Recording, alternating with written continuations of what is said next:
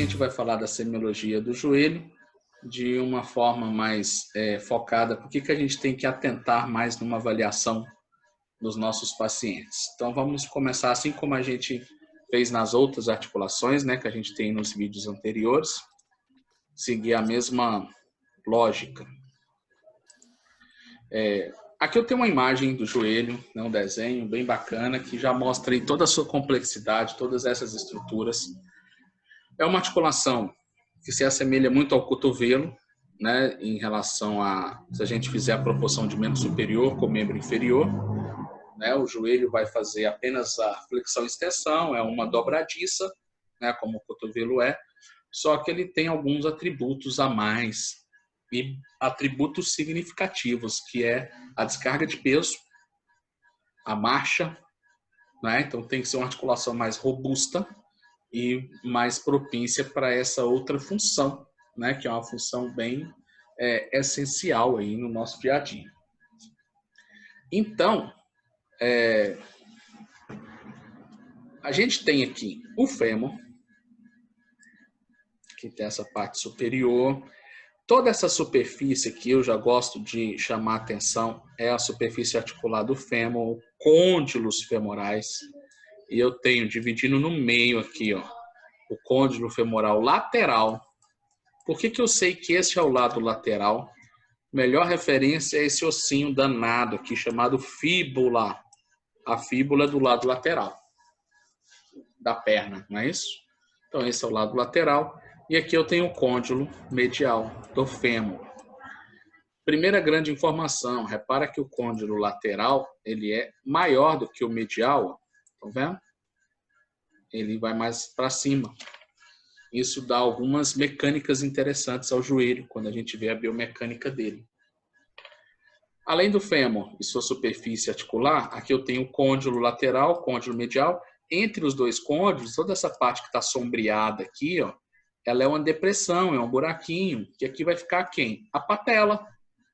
Vai alojar aqui em cima entre os dois côndilos, numa região chamada tróclea, ou sulco troclear. Assim como a gente tem a tróclea no cotovelo também, onde o olecrano se encaixa. Aqui a gente tem a tróclea, que é a fossa onde a patela se encaixa. Aí a tíbia tem essa parte superior dela aqui de cima, que eu estou fazendo aqui, ó, que é plana, estão vendo? Toda essa parte plana da tíbia aqui é a chamada de platô tibial. Reparem aqui na minha mão, por gentileza. Se isso aqui é a tíbia, bem nessa região aqui, ó, essa parte plana é o platô. E aqui vai encaixar quem? O fêmur vai assentar em cima desse platô da tíbia. E aqui nesse platô da tíbia nós também temos os meniscos, que vão estar aí. Que vai ter umas imagens melhores ali para a gente visualizar. E é aqui dentro também que tem os ligamentos cruzados. Aqui ele aqui, ó, cruzado anterior, estou riscando ele. E o cruzado posterior. Além desses dois ligamentos, nós temos o ligamento colateral lateral, que a gente vai falar deles, e o colateral medial. Na tíbia, é interessante a gente atentar para a tuberosidade anterior da tíbia, esse ossinho bem proeminente que a gente tem abaixo da patela, bem na tíbia, todo mundo tem o seu aí, né? Uma pontinha que é onde insere o tendão do quadríceps, o ligamento patelar, tá? E os seus côndilos, tem o côndilo lateral da tíbia e o côndilo medial da tíbia. Ponto. Indo para essa outra imagem, a gente consegue ver também de uma forma mais clara. Os ossos da articulação do joelho estão aí. O fêmur, a tíbia e a patela, também chamado mais antigamente de rótula, né? E algumas nomenclaturas ainda mantêm esse nome. Em espanhol também é rótula, ou rodilha, né? A fíbula, moçada, ela não está identificada, tá vendo? Coitada. Alguns autores colocam ela na articulação do joelho, a grande maioria não coloca, porque ela não faz os movimentos do joelho, não atua. Por outro lado, ela faz parte da inserção de estruturas do joelho. Então, de uma certa forma, ela faz parte. Eu gosto de colocar ela. Fíbula também, né? Então, a gente teria fêmur, tíbia, patela sendo aí principal, e a fíbula como um coadjuvante, como um sinergista na articulação, mas realmente ela pouco vai influenciar. Tem o bíceps que insere nela, o bíceps femoral, né, dos isquios tibiais, e o ligamento colateral, lateral. Aproveitando, a gente tem aqui no fêmur um epicôndilo, tudo isso daqui é o côndilo.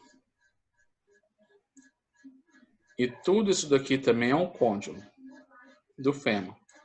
Entre os dois côndilos faz a depressão onde a patela se encaixa, certo? Aí eu tenho, na pontinha do côndilo, o epicôndilo. Lembra que a gente palpou esse epicôndilo lateral para fazer a perimetria? Do trocânter lá em cima até o epicôndilo lateral, né? E do lado medial a gente tem o epicôndilo medial. São duas estruturas que a gente sempre vai pegar para palpar. Tem a própria patela, né, muito fácil de identificar. E na tíbia nós temos a tuberosidade anterior, que é essa proeminência enorme que a gente tem aqui. Tem também uns côndilos da tíbia, que ele fica aqui lateralmente e medialmente. Na parte posterior eles também são bem evidentes. E aqui dentro a gente tem o famoso platô tibial.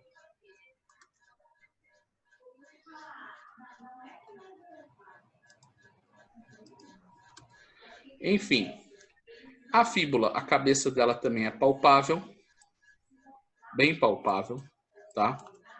E basicamente essas são as estruturas da articulação do joelho.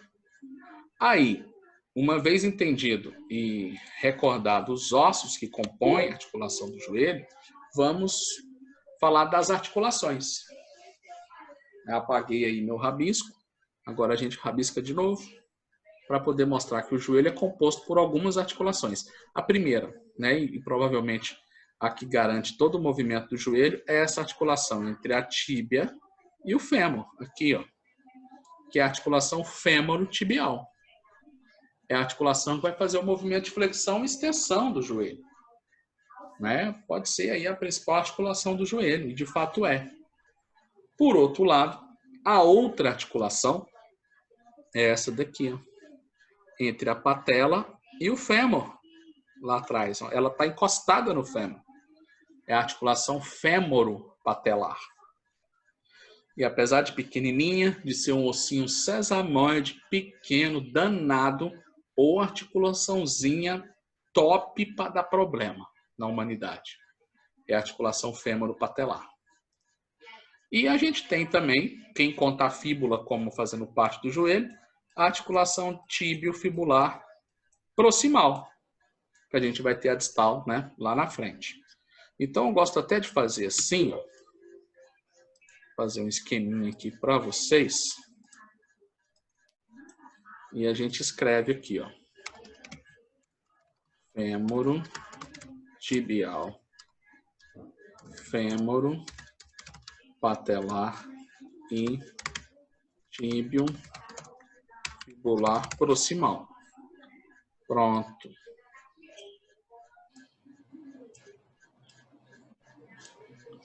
Tá aí as articulações, certo? Do joelho. Essas três articulações, lembrando que a tibio-fibular proximal é mais ou menos, né? Elas vão compor aí todo esse complexo do joelho, que tem essa função da locomoção, da distribuição de peso, da descarga de peso e da flexo-extensão, né, do membro inferior, especificamente da perna. Na parte posterior, olhando o joelho pela fossa poplítea, né, da vista posterior, a gente tem essas mesmas estruturas. A fíbula, a sua cabeça descendo, os côndilos do fêmur, ó, côndilo lateral, que está do lado da fíbula, côndilo medial. Aí a gente tem, olha só, uma coisa importantíssima, essa linha aqui é o menisco, que vai ficar entre a tíbia e o fêmur. Essa linha aqui também é o menisco, que vai ficar entre a tíbia e o fêmur. É o menisco lateral e o menisco medial. Certo? Já aproveito para poder falar dos ligamentos aqui, que é onde a gente vai entrar. O joelho é composto por vários ligamentos, vários. Mas 4 são os grandes aí, principais, que são os ligamentos colaterais e os cruzados. Existem 2 ligamentos colaterais e 2 ligamentos cruzados. Os colaterais, como o nome já diz, colaterais vão ficar dos lados. A parte lateral e medial do joelho. E os cruzados vão estar lá no centro, lá dentro da articulação. Tá? Começando pelos colaterais, olha aqui, eu tenho o ligamento colateral tibial, ou também chamado de ligamento colateral medial, que é o que fica do lado de dentro, do lado da tíbia, do lado medial. Esse ligamento se origina no epicôndilo medial e ele desce e vai para essa parte medial da tíbia, chamada de pata de ganso, que a gente vai falar dela. Ao mesmo tempo, vou descartar meus rabiscos aqui, que eu acho que fica melhor. Vou fazer só os ligamentos. Então, eu tenho aqui o ligamento colateral medial, né? Ele é muito chamado de LCM, ligamento colateral medial ou tibial. Reparem que ele tem um feixe que cola no menisco. Esse aqui é o menisco. Viu que tem um feixe que gruda no menisco? Guardem esse feixe aqui para mais tarde, que eu vou falar dele. Tá? Do lado lateral, do lado da fíbula, nós temos o ligamento colateral fibular, ou também chamado de ligamento colateral lateral, que é esse aqui, sai lá do epicôndilo lateral do fêmur, insere na cabeça da fíbula. Tá aí um dos motivos dos autores colocarem a fíbula no joelho, porque o ligamento está lá nela, certo? Reparem numa coisa, o ligamento colateral lateral, ele é considerado um ligamento extra-articular. O que quer dizer ser extra-articular? Ele está fora da articulação. Se a gente reparar no medial, do lado de cá, estão vendo que ele é coladinho e entra aqui para dentro? O lateral não, tem até um espaço aqui, ele é mais externo, então ele é extra-articular. E o medial é intra-articular. Ele é mais coladinho e tem esse feixe que vai para o menisco. Só o colateral medial, ligamento colateral medial, que cola no menisco medial. O lateral não encosta no menisco lateral. Perfeito? E aí a gente tem também os cruzados. Esse aqui é o cruzado posterior, que a gente está numa vista posterior. E o anterior está aqui, passando, cruzando com ele e vai inserir lá na frente. Tá? Deixa eu voltar na outra imagem.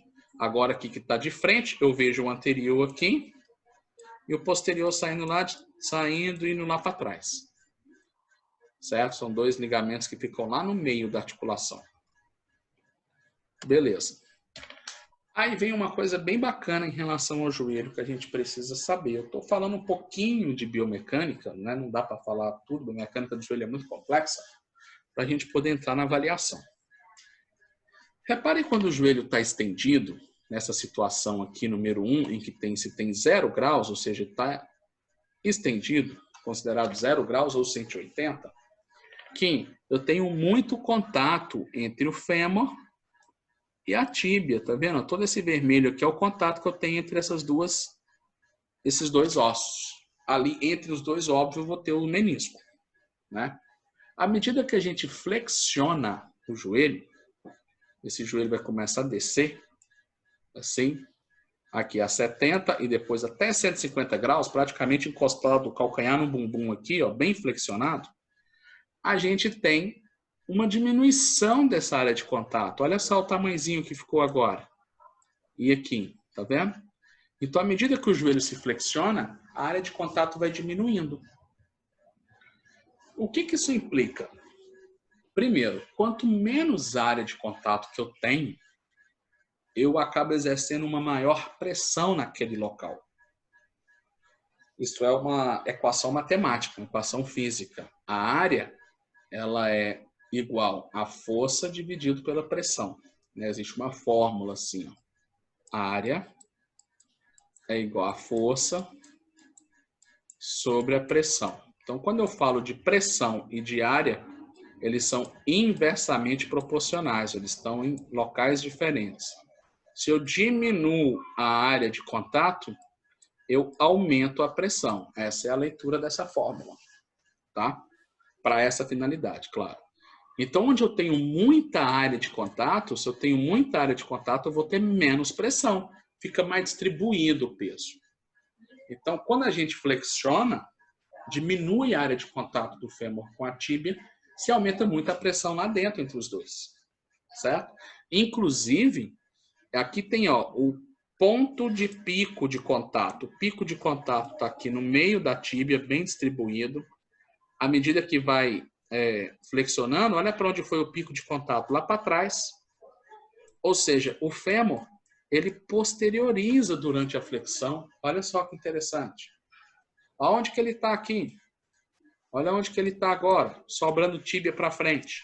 Olha o tanto que ele foi para trás. Ele usa daqueles mecanismos que a gente chama de movimentos acessórios, movimentos artrocinemáticos, que é o rolamento, o deslizamento, certo? Tem o giro, a compressão, a tração, não é isso?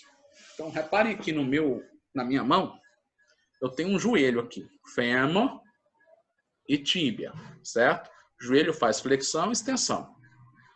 O joelho, quando está estendido, eu tenho todo o contato. Tá vendo? Tíbia e fêmur estão articulando legal. À medida que eu flexiono, o joelho faz isso. Ele começa, o fêmur, ele desliza e rola. Tá vendo? Rola, desliza, rola, desliza, rola, desliza. E no final da flexão, eu tenho só um contato lá atrás. Na hora que estende, a mesma coisa. Ele começa a rolar e vai deslizando. Rola, desliza, rola, desliza, rola, desliza e puf, chega no final. Então, só para vocês entenderem que quando o joelho está flexionado, eu tenho uma pressão maior ali nas suas superfícies de contato. E agora a gente pode pensar que esse vermelhinho que eu risquei aqui entre os dois, ó, entre o fêmur e a tíbia, são os meniscos. E eles ficam lá. E aqui ele é muito mais comprimido, o coitado do menisco, do que aqui. Na posição ortostática, em pé, o joelho está na sua melhor situação possível. A gente acha que vai ser onde mais vai comprimir, mas não. É o de melhor conforto. É na posição em pé, ou é óbvio, deitado, né, sem descarga de peso, é melhor ainda. Mas com ele estendido, ele está no seu melhor conforto. Tá? O peso está distribuído, né? Perdão, não escutei? Se foi pergunta. O peso está distribuído nele todo? O peso vai ser distribuído para ele todo. Por isso que é muito bom. Além de ter os ligamentos tensos, de ter uma melhor descarga de peso e distribuição. A articulação sofre menos nessa posição. Fato. Bom, vamos falar dos ligamentos agora. Tá? Essa imagem aqui a gente também consegue ver bastante coisa do fêmur. Reparem com ele em extensão. Os meniscos estão bonitinhos aqui entre os dois. Na hora que ele flexionou, que agora nessa outra imagem aqui ele está flexionado, olha como ele foi lá para trás, ainda sobra um monte de tíbia para frente, como a gente disse, e o menisco vai lá para trás junto com ele. O menisco anda junto com o côndilo. A gente vai ver isso já já. Aqui eu tenho o tendão patelar do quadríceps, que insere na patela, né? E depois o seu ligamento patelar sai da patela e vai até a tíbia. Que a gente chama tudo isso de tendão patelar, tendão do quadríceps ou ligamento patelar.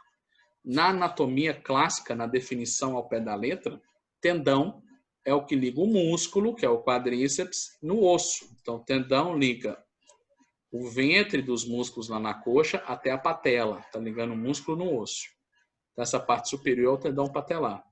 Da patela, que é um osso, até a tíbia, que é um osso, é ligamento, não é tendão.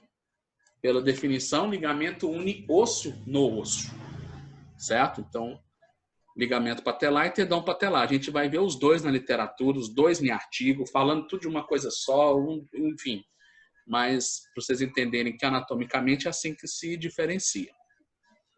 Esse ligamento é o colateral lateral, que está do côndilo lateral e vai para a cabeça da fíbula. E aqui está ele de novo, certo? E do lado medial, né? Lá do outro lado vai ter o medial da mesma forma. Aqui a gente consegue ver os ligamentos direitinho. eu tenho aqui o cruzado em verde, o posterior, e em cinza, o ligamento cruzado anterior, certo? O menisco lateral e o menisco medial, ó, entre o fêmur e a tíbia, que tem a função de amortecer, distribuir peso, certo? Permitir movimento. Auxilia muito na irrigação, na lubrificação. Ele não produz líquido sinovial, o menisco, mas ele encharca-se de líquido, que é produzido pela membrana interna, né? E fica também ali fazendo parte, ali, deixando aquela umidade de líquido sinovial lá dentro. Tá? Aí aqui nós temos o ligamento colateral lateral, lá do outro lado, o ligamento colateral medial e os ligamentos cruzados. São os ligamentos de suma importância no joelho. Esses 4, certo? Antes de falar do menisco propriamente dito, deixa eu abrir uma página em branco aqui. Em branco não, pode ser aqui mesmo. Para a gente poder entender esses ligamentos. Que é bem rápido, não é muita função, mas vai ser interessante. Os ligamentos colaterais, moçada, eles estão no joelho de forma lateral. Vou vir para essa imagem aqui que é bem legal. Então, ó, o colateral lateral está aqui, do epicôndilo lateral até a fíbula. O colateral medial está aqui, do epicôndilo medial até a pata de ganso. Eles estão do lado da articulação, certo? Então, eles vão limitar os movimentos e os falseios, eles vão evitar que tenha muito falseio lateromedial, ou também chamado de lateral, tá? Se vocês olharem aqui para mim de novo, tem a articulação do joelho, fêmur e tíbia. Os ligamentos vão evitar que esse joelho vá para dentro, que esse joelho vai para fora, que aconteça esse movimento lateral, empurrar para fora, empurrar para dentro, que é o que a gente chama de varo e valgo, certo? Olha a lógica. Imaginem, vamos falar do medial, tá? Do LCM, ligamento colateral medial. Aqui eu tenho o fêmur, vou fazer um exemplo, e aqui eu tenho a tíbia. Deu para entender? Retinho. E o ligamento está aqui do lado. O lateral e o medial, os dois. E aqui está a fíbula, igual no desenho aqui da imagem. Esse é o lado lateral. Acompanhou? Agora, olha essa situação aqui, ó. Eu vou colocar o fêmur um pouquinho tortinho. E vou colocar a tíbia também um pouquinho tortinho para fora. E aqui está a fíbula. Se eu for desenhar o outro, a perna do sujeito vai ficar assim, ó. E aqui está a tíbia para cá. A fíbula. E aqui embaixo, o pezinho do caboclo. Lá embaixo, o pezinho do caboclo, certo? E aqui está o quadrilzão. Então aqui está o membro inferior. Isso é um joelho valgo, a gente vai falar já já, mas eu não quero falar isso ainda não. Então esse joelho foi jogado para dentro, estão vendo? Como que vão estar os ligamentos aqui? Vamos entender. Esses colaterais. O colateral lateral, que é esse daqui, ele vai estar na fíbula, indo para a tíbia, para o fêmur, perdão. Ele encurtou, ele diminuiu a sua distância. Estão vendo que a parte lateral aqui ficou menor e a parte medial que abriu, ó, a parte medial abriu e a parte de lateral fechou, não foi isso? Já o ligamento colateral medial, como essa parte abriu, ele vai ficar mais esticado. Então ele fica mais tensionado nesse movimento. E quando se faz muito valgo, ele vai e segura e evita que aconteça isso. Entenderam o raciocínio? Se a gente for para o lado lateral, é a mesma coisa. Só que agora eu tenho que fazer um fêmurzinho um pouquinho torto. Vou fazer meio exagerado, mas vai dar para entender. E uma tíbia torta para fora. Vai ser o joelho varo. Ou simplesmente um movimento em varo, que se faz muito no esporte. O sujeito vem e toma uma pancada. Tá aqui. Aqui tá o pé e aqui tá o pé. Tá? Se tiver difícil de entender, vocês me falam. Tá bom? Eu desenhar no mouse assim não é muito bom. Reparem agora que é o lado lateral que ficou mais aberto do que o medial. Não foi? Ó? O lado lateral ficou mais aberto que o medial. Agora o ligamento medial fica mais frouxo, aproxima-se as suas fixações. e o lateral que se estica. Então, esses movimentos laterais, quem vão segurar são os colaterais laterais e mediais. O nome já diz. O ligamento colateral, tanto medial quanto lateral, vão limitar esses falseios laterolaterais ou lateromedial do joelho. Certo? Se a gente for escrever, também a gente pode fazer isso, ó. Para fazer... Opa, perdão. Eu gosto de fazer assim junto, que eu acho que firma mais. Então, ó, ligamento colateral medial. Ele limita o valgo e ele também limita uma rotação externa, que é o contrário. Já vou explicar isso. Por outro lado, não, deixa ele aqui, bonitinho. Esse é o medial, vou colocar do lado de cá com o lado de cá o medial. O lateral está do lado de cá. Então, ligamento colateral lateral, colateral lateral, corrigindo aqui, colateral medial. Agora tá, LCM e LCL. Ele vai limitar um varo e uma rotação interna. Tá aí. Ou seja, esses ligamentos colaterais vão evitar esses movimentos em excesso. O colateral lateral está aqui. O colateral medial está aqui. Essa é uma das principais funções deles. No joelho em extensão, os dois estão firmes, segurando. E esse joelho fica sem falseio. Quem tem frouxidão nesses ligamentos, ou já lesionou alguma vez, tem recidiva, esse ligamento não é bom, quando essa pessoa descarrega o peso do corpo, o joelho faz assim, ó, olha aqui na minha imagem. Na hora que descarrega o peso, ou ele pisa no chão, um joelho vai e faz um falseio para fora, ou para dentro, dependendo de qual ligamento que não está conseguindo segurar. Então, a função dos ligamentos colaterais são esses. Os cruzados, como a gente viu no desenho, deixa eu pegar agora aqui aquela imagem que a gente vê eles aqui. Eles ficam lá dentro. Então, os cruzados evitam uns deslizamentos do joelho no sentido antero-posterior. Olha aqui para mim de novo. Eu tenho o joelho, certo? Os colaterais que estão dos lados aqui, ó, eles vão limitar esses movimentos laterais, né? Como eu falei para vocês. Agora, de perfil, o cruzado vai evitar que o fêmur vá para frente, perdão, que a tíbia vá para frente ou para trás em excesso, ou que o fêmur vá para frente ou para trás em excesso. Eles evitam esse movimento antero-posterior. O cruzado anterior não deixa a tíbia ir para frente, nem o fêmur ir para trás. O cruzado posterior não deixa a tíbia ir para trás ou o fêmur ir para frente. São cruzados. As ações também são invertidas. Então, quando a gente faz muita flexão ou extensão, eles que seguram esse movimento antero-posterior.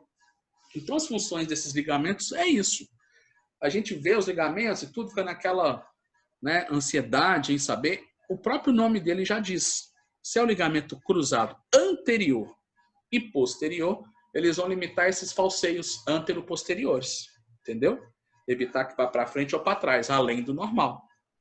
Os colaterais, tanto lateral quanto medial, como o nome já diz, eles são colaterais, eles estão dos lados. Eles vão evitar essa relação de lateralidade.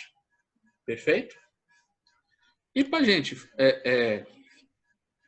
ir à frente, os meniscos, que estão em função muito importante. Então aí, ó, nós temos os meniscos medial e lateral, né? O medial, ele tem uma forma mais aberta, uma forma de C.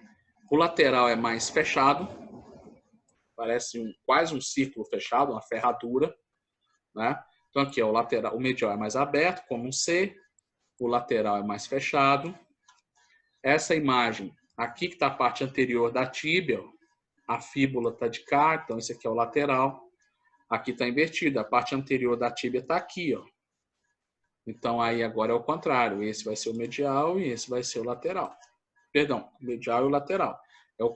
As imagens estão invertidas. Essa está com essa parte aqui anterior e essa está com essa parte de cima anterior, certo? Ponto.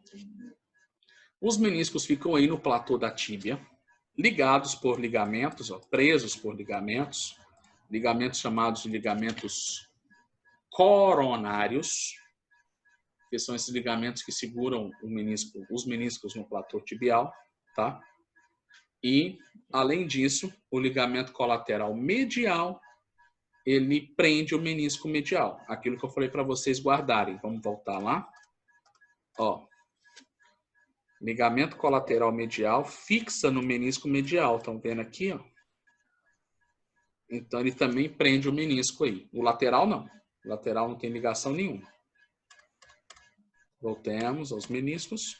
Então, os meniscos têm essa função de amortecer, de diminuir o impacto, o atrito entre o fêmur e a tíbia, né? Distribuir o peso. Por isso que eles têm que estar sempre onde o côndilo do fêmur está. Lembra que eu falei para vocês quando o joelho está estendido? Olhem para mim.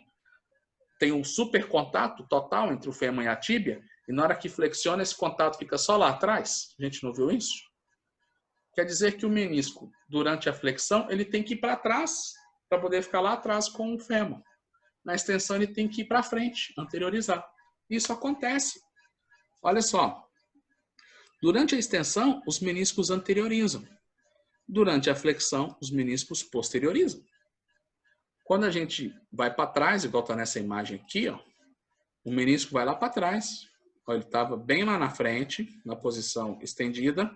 Ele foi para frente. Quando se flexiona, ele tem que ir lá para trás, porque o fêmur vai lá para trás. Da mesma forma, o lateral.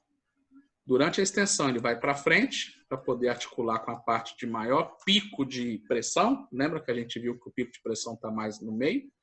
E na hora que flexiona, ele vai lá para trás, porque o pico de pressão agora está lá atrás, por causa da área de contato. Ok? Então, os meniscos, além de posteriorizar e anteriorizar, eles fazem isso. Olha aqui. Imagina que cada mão minha é um menisco. Menisco medial e lateral. Eles andam para frente e para trás. E eles também andam e dependendo da rotação. Quando a tíbia roda lateralmente ou medialmente, esses meniscos também mexem. Numa rotação interna,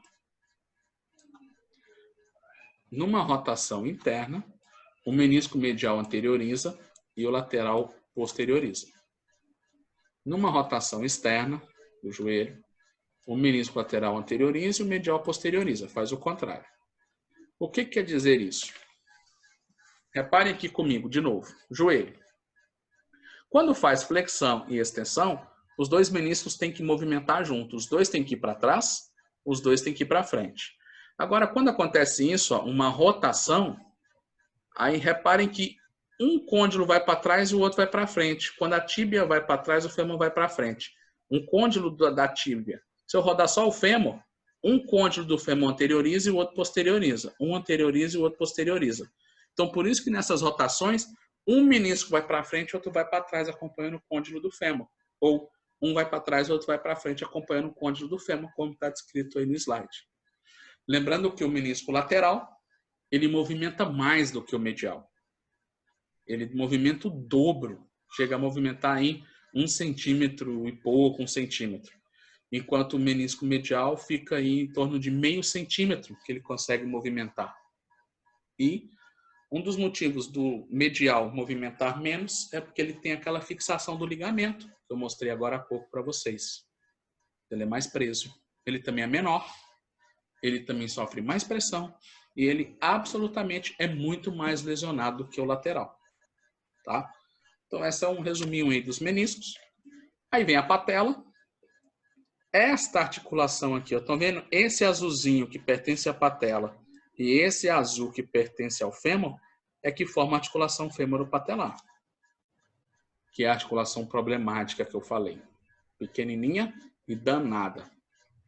Que tem as condropatias ou condromalácias ou síndrome fêmuro-patelares, que basicamente todo mundo vai ter um dia, independente do que faz, só que uns vão ter muito cedo, outros vão ter muito tarde, outros vão morrer antes de ter. Né? Isso também acontece, como eu gosto de falar. Porque é inevitável, numa vida inteira, você ficar estendendo e flexionando o joelho, a patela sobe e desce, você não desgastar isso, acaba desgastando, né? Como eu disse, uns mais, outros menos. Tem pacientes com 20 anos que já sofrem com esses desgastes, tem uns que vão sofrer com 70, 60, 80, enfim, bem lá na frente. Depende de vários fatores, genética, alteração postural, hábito de vida, enfim, por aí vai. A patela, ela sobe e desce nos movimentos de joelho, certo? E tem essa imagem aqui, ó, que frisa isso direitinho. Reparem que a patela está logo aqui nessa região redondinha do fêmur que vai iniciar o côndilo, certo? Articulando aqui. E o joelho está estendido. Quando o joelho se flexiona, e aqui a patela está em total contato com o fêmur, lembra? Sem pressão. Muito contato, muita área, menos pressão. Quando se flexiona o joelho, essa região aqui, agora ela está aqui em cima. Ela foi lá para cima.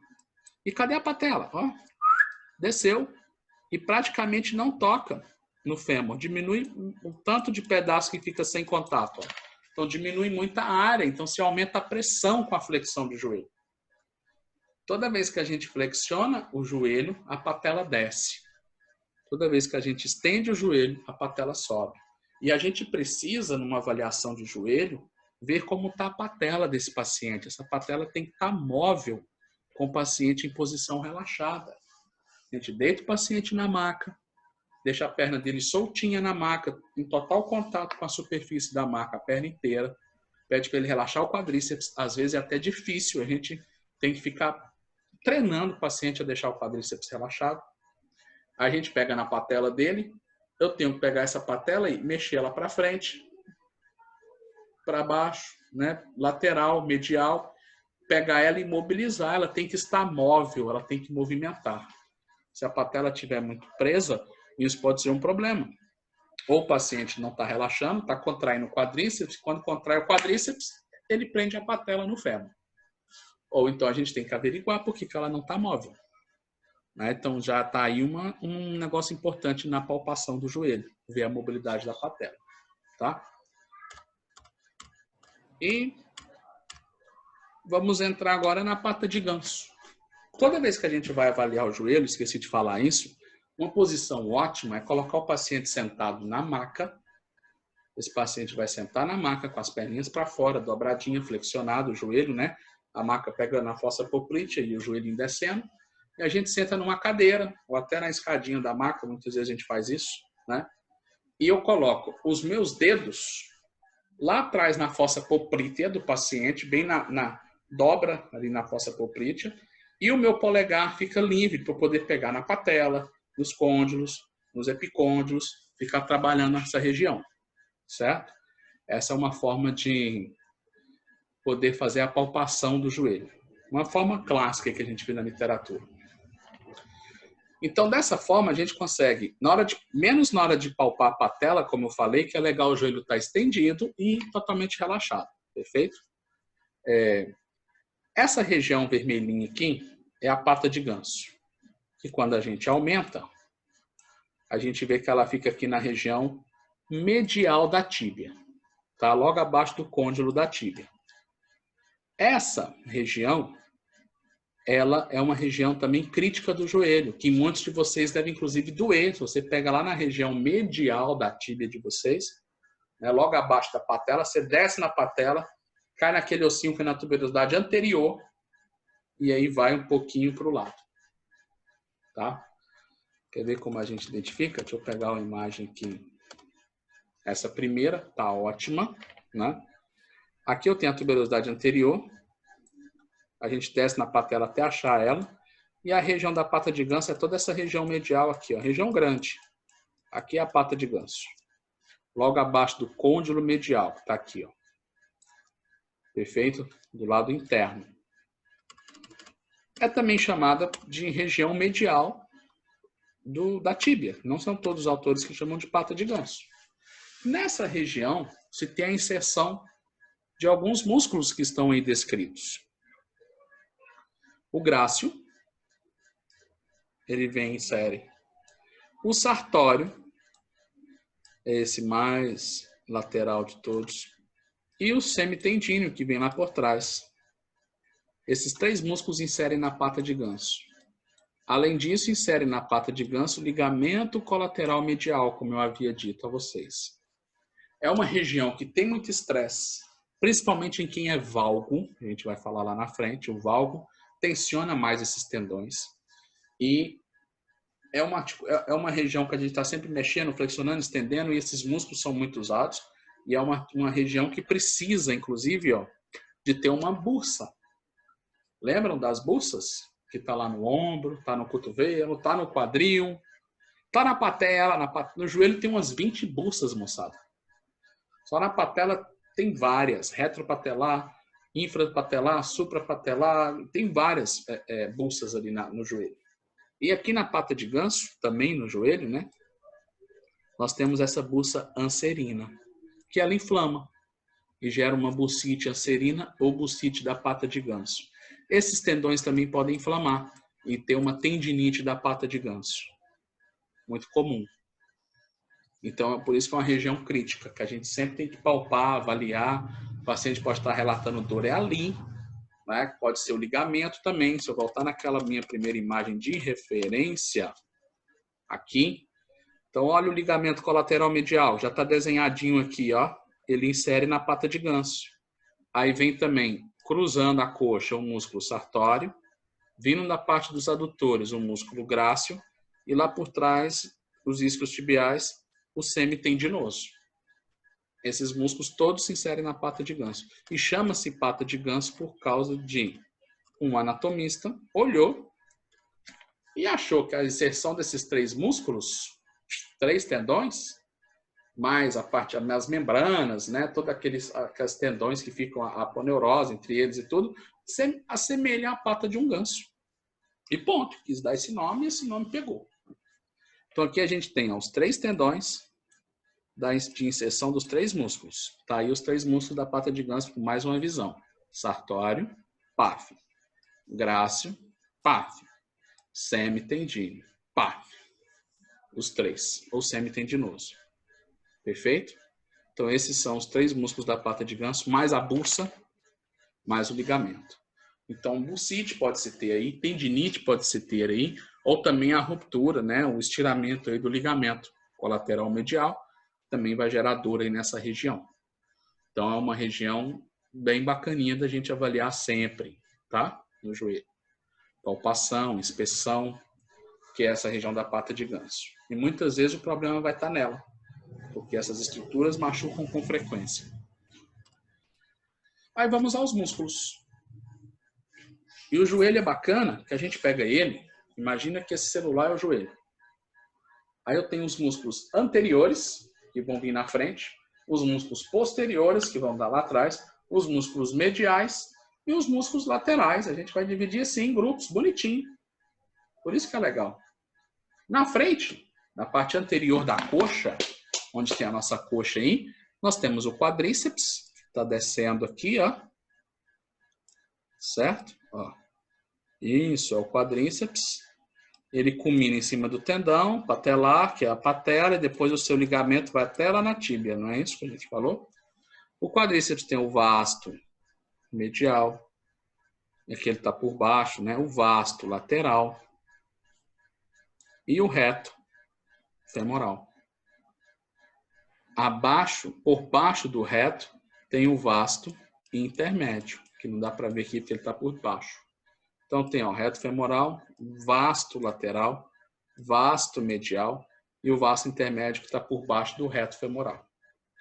E na parte anterior também tem o sartório, que sai lá da espinha ilíaca, antero superior, cruza a coxa, o maior músculo do corpo humano em comprimento, e termina na pata de ganso, que a gente acabou de ver. Então na região anterior a gente tem o quadríceps com toda a sua robustez, é o músculo que vai fazer a extensão do joelho, é o músculo que a gente usa por demais o dia inteiro para subir, para descer, para sentar, para levantar, para caminhar. Né? O quadríceps está aí com toda a sua potência, é um músculo de muita potência, muita força, capacidade de torque muito bom. São esses 4 músculos que se unem e geram essa força toda para levantar a tíbia. para chutar uma bola, para correr, para fazer um salto, enfim, né? Em horas que a gente usa essa musculatura, principalmente na aterrissagem, de forma excêntrica, né? Então é um músculo bem utilizado e também bem lesionado, claro, né? O próprio tendão patelar, o ligamento patelar tem as suas tendinites, né? O Ronaldo Fenômeno só rompeu esse ligamento patelar 3 vezes, ruptura total, puf, separou, né? Ligamento bem simples, né? Só 3. Aí a gente tem também aqui mais uma visão do quadríceps, né? Onde ele chega na patela, bonitinho, faz o seu tendão. Olha aqui uma bursa colateral, lateral, uma bursa colateral medial, né? Que tem aí nos ligamentos. Aqui é o sartório, ó, se origina na espinha ilíaca antero superior, tá todo de verdinho aqui, bonitinho, e vai lá na pata de ganso. Tá aí. Então essa é a região anterior. E o quadríceps, reto femoral, vasto lateral, vasto intermédio e o vasto lateral, vasto medial e o vasto intermédio por debaixo do femoral. Fechou a parte anterior. O sartório tem uma função de posição de lei revista, cruzar a perna. Ou fazer o 4, né, que é o 4 do bêbado, botar o tornozelo em cima da outra coxa, da outra acima da patela.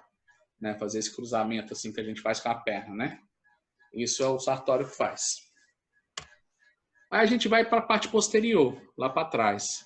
Abaixo da preguinha do bumbum, desce ali os isquios tibiais. Não é isso? E os isquios tibiais vão fazer flexão do joelho. É aqueles que a gente tanto malha na academia, vai lá, deita na maca lá da academia, barriguinha para baixo, decúbito ventral, bota a resistência, o rolinho lá no tendão de Aquiles, e manda ver, tentar levar o calcanhar para o bumbum, fazendo flexão do joelho, para malhar os isquios tibiais, a coxa, não é? E ele divide em 3 músculos.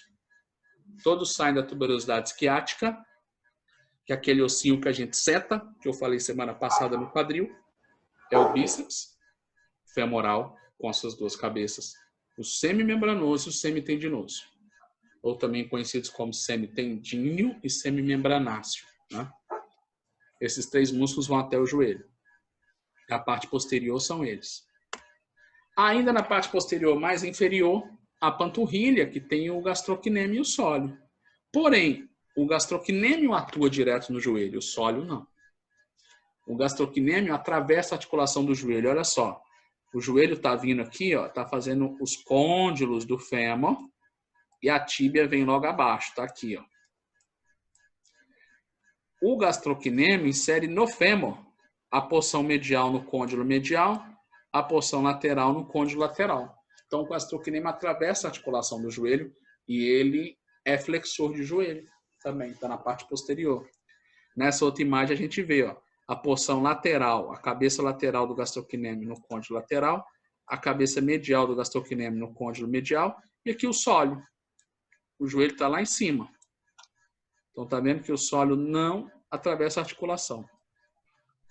Então, o gastrocnêmio que vai lá no joelho fazendo flexão. Também cobre, junto com os isquios tibiais, a parte posterior. Do lado medial, do lado da coxa, interno na coxa, nós temos os adutores, vários. Adutor magno, adutor longo, adutor curto, né, que aqui está breves, e o grácil. Onde que vai o grácil? Ó, aqui eu tenho adutor curto, adutor longo, adutor magno, e olha o grácil, acompanha comigo, ele sai do pubis e vai parar na pata de ganso, ó. É o único que atravessa o joelho também. Vamos ver nessa outra imagem. Adutor magno, tá aqui. Adutor longo, tá aqui. Adutor curto, tá aqui. Tudo na região medial da coxa. E olha o grácil. Vai aonde? Atravessa o joelho e vai para a pata de ganso, tá vendo? Então, o grácil também é flexor de joelho, ele age direto no joelho. E a gente tem essa musculatura adutora aí desse lado. E para terminar, cercar todos os lados, a gente tem a parte lateral. Tem esse músculo fera aí, que eu sou fã, acho massa ele na anatomia, o tensor da face lata. Né? O músculo em si, ó, Aqui a gente tem a espinha ilíaca, galera, ó, e a crista. A crista está aqui. Essa é a espinha ilíaca antero-superior, aquele ossinho, passa toda a crista e lá atrás tem a antero-posterior. Perdão, póstero-superior, tá? Espinha ilíaca antero-superior e póstero-superior. Lembra que a gente falou na aula de quadril, né? Que tem já a videoaula aí. Que a anterior tem que ficar um pouco abaixo da posterior. Olha lá, só recordando, né? Perfeito? Aí aqui da crista ilíaca e da espinha sai esse músculozinho pequenininho aqui, ó. Só isso aqui, ó. Esse vento que eu tô pintando aqui, ó. Pronto, pintei ele todo. Isso aqui é o tensor da face lata.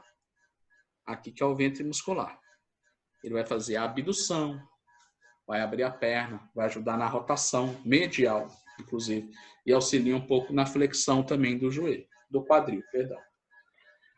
Aí, depois que acaba o ventre, vem toda essa aponeurose, esse tracto iliotibial, que também pega desde lá de cima, funde com o glúteo e desce lateralmente. Aqui o bicho é forte, é um tendão muito comprido, largo, difícil de alongar, de liberar, e pega toda essa parte lateral. Quem tem esse músculo encurtado, esse tracto tenso, sofre no joelho, sofre muito no joelho. Né? Tem que fazer um trabalho do que a gente chama de complexo póstero-lateral do joelho. Póstero, porque pega o bíceps, que está aqui atrás. O bíceps vem para a cabeça da fíbula, ó, certo? E pega o tensor da face lata. Esses dois músculos fazem parte do complexo póstero-lateral. Atua direto na patela, atua em algumas patologias, algumas alterações posturais no joelho. Certo? Então, a gente falou da parte anterior, posterior, lateral e medial do joelho. E faltou um, que é esse aqui, ó. Que danadinho é esse? Está na parte posterior, mas eu deixei ele por último. Esse é o poplíteo. Músculo poplíteo, que a gente nem lembra do bichinho. E ele está no côndilo lateral do fêmur, que se insere na face medial aqui da tíbia, por trás, na pata de ganso aqui por trás. Esse músculo tem a função, além de ajudar na flexão de joelho, ele roda a tíbia, faz uma rotação. Ele faz uma rotação interna da tíbia, ou externa do fêmur. Esse músculo ajuda no que a gente chama de travamento automático do joelho. O joelho, olha aqui para mim de novo. Toda vez que ele tá dobrado, flexionado, a gente vai estender ele, quando está próximo de ficar totalmente esticado, ele roda e encaixa. Pá, trava. Por isso que a gente fica em pé, sem muito desgaste muscular. Os ligamentos estão firmes, cruzados estão tensos, colaterais estão tensos, então o joelho está estabilizado, além de plaque, encaixado. E o poplíteo que ajuda nesse encaixe aí. Certo? Então, toda vez que a gente for avaliar o joelho, a gente já vai ter toda aquela entrevista prévia, né? A anamnese, a história do paciente, tudo isso. E, além disso, a gente precisa testar essa musculatura, independente da patologia. Tem várias patologias, posso fazer uma lista aqui de patologias no joelho. Não sei o que o meu paciente tem, ele chegou com dor, ou que eu já saiba mesmo assim, eu vou avaliar todos esses músculos, através do teste de força, lembra? A gente vai fazer a goniometria, ver como é que está a amplitude de flexão do joelho, se o calcanhar está aproximando do bumbum ou não. Tem que dar em média 140 graus, tá? E eu tenho que fazer o grau de força dos extensores, dos flexores, dos adutores, dos abdutores aí dessa região, tá? Então a gente tem que mexer em toda a musculatura para avaliar, ver qual está mais debilitado ou não, se tem alguma, palpar todas essas estruturas, ver onde tem dor, a palpação a gente vai atrás de dor, de inflamação, de temperatura, né? O edema, tudo aquilo que a gente sabe característico de uma inspeção e palpação, certo? E aí a gente entra na parte bem específica do joelho, tá? Que é a gente avaliar se esse paciente é varo ou se esse paciente é valgo. A gente tem aqui uma imagem normal, beleza. Tem um varo exagerado e um valgo exagerado, para a gente prestar atenção. O paciente varo é aquele que os joelhos se afastam. Se a gente reparar, o tornozelo chega primeiro do que o joelho. Se o paciente começar a fechar as pernas de forma espontânea, toca os maléolos e o joelho não se toca, tá? É o que a gente fala, brincando, né, com todo o respeito clínico, mas para a gente faz muito isso, são as piadinhas até prontas quando se fala de varival, né? O varo também tem um apelido de alicate, parece um cabo de alicate, né, que tem aquele negócio torto, sim. Aí aqui vem a parte do alicate que morde, né? Então essa perna é aquele que saiu do cavalo e esqueceu de fechar as pernas, continuou como se estivesse cavalgando, né? E o contrário, o valgo, os joelhos se aproximam muito antes do tornozelo, já ficam bem próximos. O valgo, se ele quiser, coitado, ele não consegue sentar no cavalo, porque ele não vai cavalgar. Aí tem a frase bem jargão da fisioterapia, que a gente sempre fala, né? Piadinha pronta, sem graça, que é: quem é valgo não cavalga. Né? Alguns já escutaram, outros estão escutando pela primeira vez, vão escutar várias vezes. É a forma da gente gravar isso. Alguém inventou isso e pegou. E bacana, que é uma forma, se é assim que a gente consegue gravar, perfeito. Quem é valgo não cavalga, no sentido de que se o joelho dele está junto, como que ele vai abrir para sentar no cavalo, né? O contrário do varo. Então, essas duas condições de varo e valgo podem aparecer na população. E a gente precisa primeiro avaliar. Eu coloco o meu paciente de frente, a gente vai fazer isso na prática, tá? Coloco ele de frente a mim e vou ver se ele é varo ou valgo. E a gente olha, vê, consegue analisar, pede para ele movimentar ou não, juntar as pernas, afastar, pede para ele ficar normal, relaxado, de vista anterior, de costa. A gente vai avaliando esse paciente. Se ele é muito exagerado, a gente vê o varivalgo assim, ó, paf. Agora, se é discreto, a gente vai desconfiando, vai olhando. Esse paciente tem que estar com o joelho exposto, de short. Perfeito? E o varo e o valgo pode ser uma condição da musculatura do joelho, ponto. Né? Tem músculos que ajudam a favorecer o varo e o valgo. Pode ser por uma condição de outras articulações. O tornozelo pode estar varo ou valgo no calcâneo. O pé pode estar plano ou pode estar chato. A coxa pode estar vara ou valga. Vara e valgo é uma condição que tem em todas as articulações, não é só no joelho. Coxa pode estar varo ou valgo, cotovelo varo ou valgo, ombro varo ou valgo, calcâneo varo ou valgo, certo? Então a gente tem que analisar. Muitas vezes esse valgismo é estrutural. O paciente é valgo porque a coxa é vara. Coxa e joelho fazem o contrário. Se a coxa é vara, o joelho é valgo. Se a coxa é valga, o joelho vai ficar varo. E aí tudo bem, beleza, a coxa é valga. Mas por que ela é valga? Porque o fêmur dele tem uma forma que favorece isso. Então, vendo essa curvinha do fêmur aqui, ó. Aqui não tem esse... Faz o colo, a cabeça, e desce a diáfise, não faz esse pescocinho. E aqui tem um ângulo. Então, tem esse pescocinho aqui do fêmur, que gera um ângulo. Esse ângulo tem que estar na faixa de 130 graus. Se ele está maior do que 130 graus, a gente tem uma coxa valga. E o joelho vai ficar varo. Se ele é menor do que 130 graus, vai ter uma coxa vara e o joelho vai ficar valgo. Então, o paciente tem o colo do fêmur desse jeito. O pescocinho dele é assim. Então, pouco a gente vai conseguir, né? A gente tenta na musculatura, mas tem coisas que a gente consegue, tem coisas que não. Quando é muscular, quando é uma correção postural, como na pisada, como nos ilíacos, ótimo. Né? Quando o paciente está em rotação externa, ele tende a ficar em varismo também, vai fazer um pouco de antiversão da pelve, como a gente viu semana passada. Então a gente tem que ver toda essa estrutura. Além do varo e valgo, aqui está um exemplo, uma foto valga, certo? Bem valga, os joelhos bem próximos. Aqui a gente tem uma foto vara. Tornozelo encosta e aqui dá para eu passar lá dentro. Um varo, tem um espaço entre os joelhos. Certo? Só para exemplificar.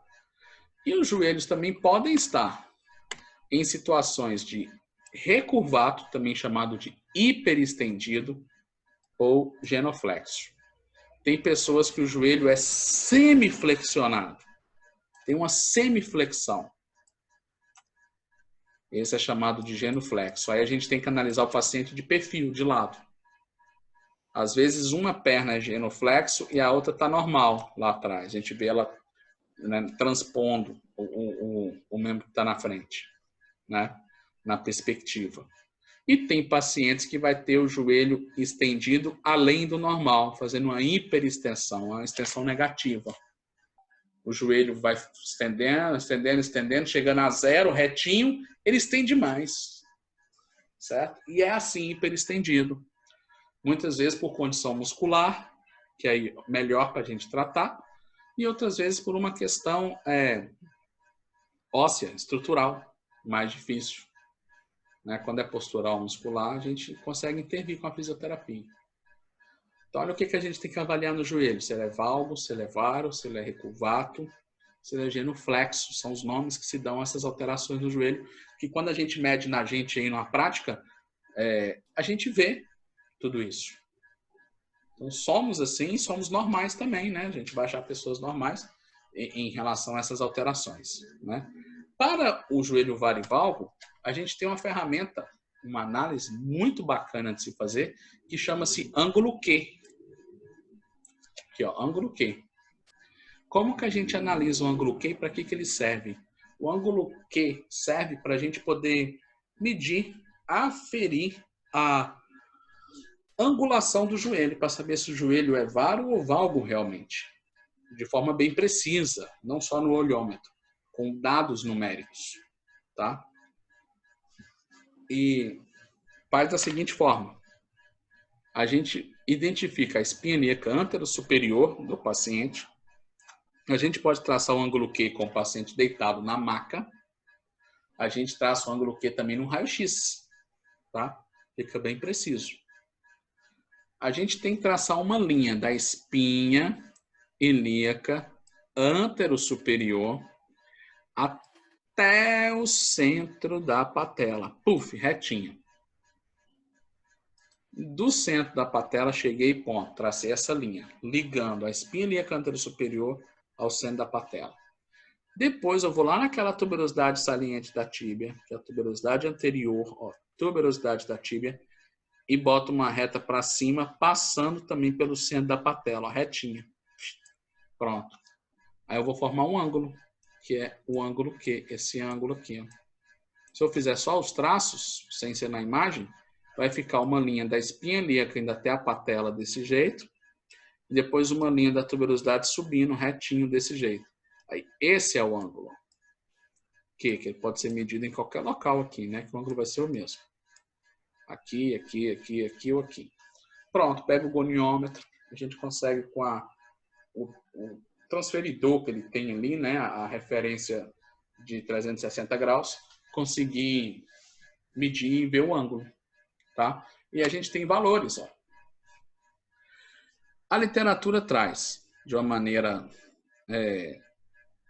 bem geral e de maneira específica em relação aos sexos. A mulher é mais valga do que o homem.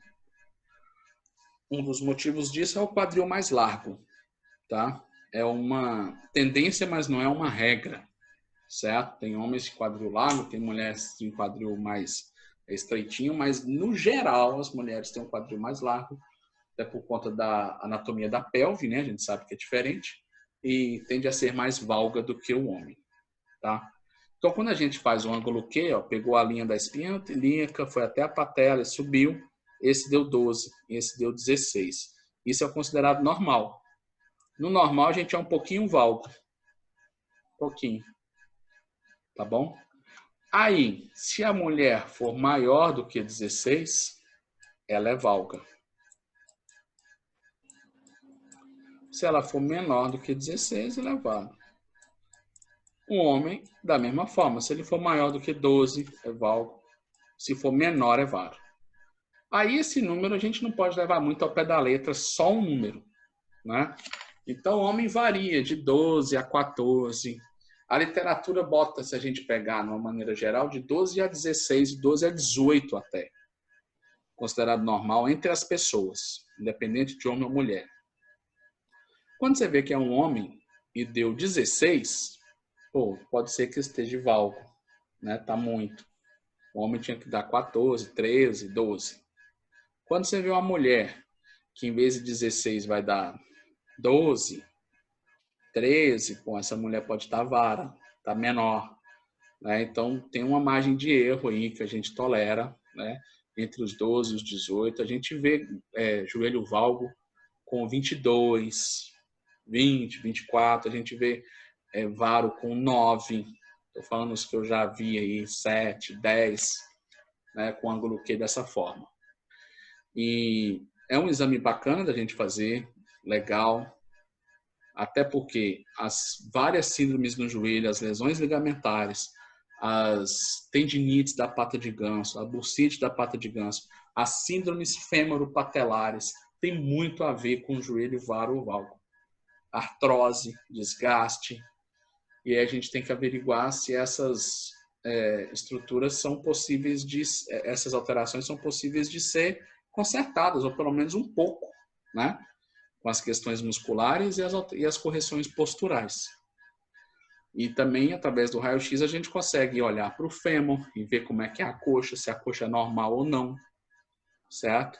A gente tem os traçados que se faz aqui em cima, passando pelo trocânter, passando lá na cabeça do fêmur, né? Correndo assim, descendo, que vai poder fazer o teste para ver se a coxa é vara ou valga. Se a gente risca no raio-x. Se deu mais ou menos do que 125, 130, é varo ou valgo, igualzinho, certo? E a gente tem que fazer essa variação. O joelho é bem bacana da gente poder trabalhar e pegar do paciente. A aula prática é legal para a gente achar essas estruturas, certo? E, bom, esse é o propósito. Espero ter ajudado aí mais uma vez a recordar ou a aprender alguma coisa sobre a avaliação do joelho. Tem muito mais coisa do que isso, claro, né? Uma articulação bem, como eu disse, complexa e dá para a gente explorar mais, mas a gente termina por aqui e agradeço aí a presença de todos, tá bom? Muitíssimo obrigado.